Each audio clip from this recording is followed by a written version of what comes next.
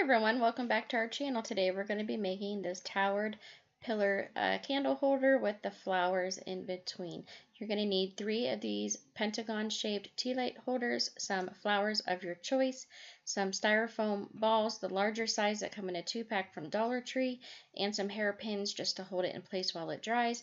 You'll also need a decorative mirror for a base, which is optional, and 3 battery operated tea light candles. For a more permanent hold, you will want to use an E6000 glue, but for sake of the video, I am using hot glue.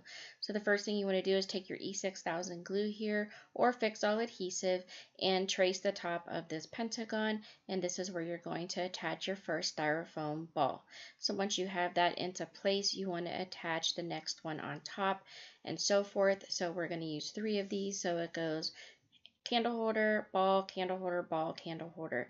So once I put my E6000 glue here, but like I said, for sake of video, I am using hot glue.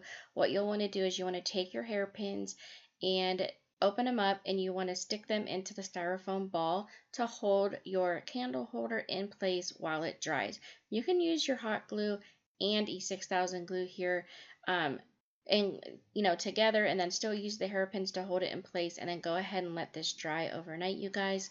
That way you can move it around. You'll be able to put it wherever you want in the house without fear of it falling apart.